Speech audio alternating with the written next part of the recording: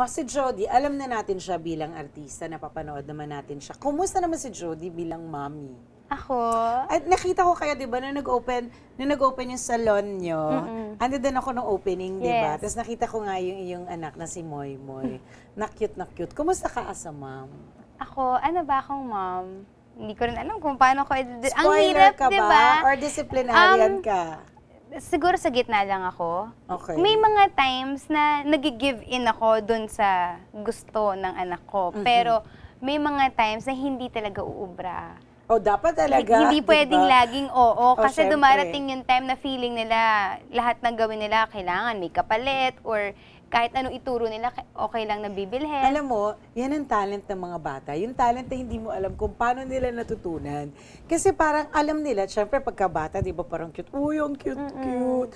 So, di ba? So, iniisip na nila, parang alam na nila na pag nakukyutan ka sa kanila, teka, hingang ko nga ito ng mga kung ano-ano. Tsaka magugulat ka sa kanila. At a very young age, alam nila ikaw pa ikutin. Ay, sobra. Nagugulat ako na parang, sandali lang, sino bang boss dito? Oh, yun. Diba?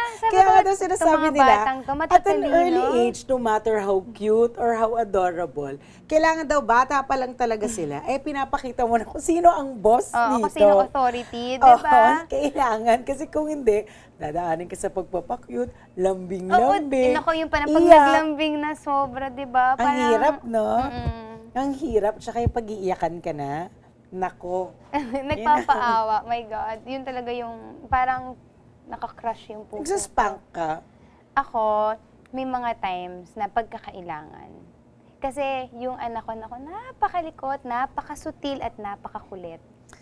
Natural lang naman yung bata Oo. Paano mo naman madedescribe ang iyong husband sino sa inyong dalawa ang mas disciplinarian? Ako. Siya yung mas ikaw? Oo, mas spoiler siya. Alam mo, yun ang sinasabi nila. Kawawa daw talaga yung mga nanay. Kasi yung mga nanay daw ang kontrabida sa buhay ng mga anak nila. Pero aminin mo ate, pagka ang bata nagkakasakit, mommy pa rin ang hinahanap. Diba? Lagi. Of course. Tayo yung nakakabigay ng care na ganun sa kanila. Kaya minsan, mami pa rin. Mami pa rin talaga. So how are you as a wife naman?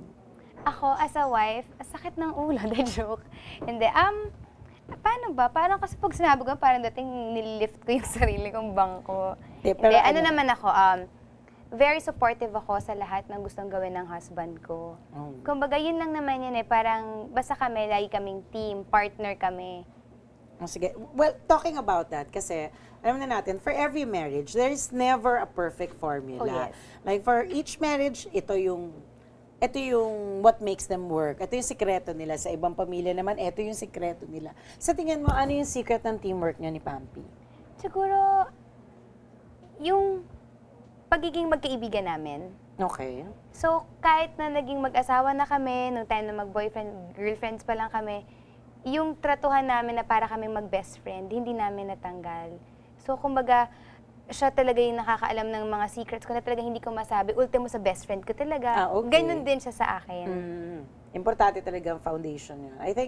I think, di ba sabi nga nila, pag-asawa mo dapat friend mo, husband mo, tawag dito, boyfriend mo. Dapat may ganong element pa rin, para may cuteness pa rin, may thrill pa rin, may excitement. Parang lahat dapat siya.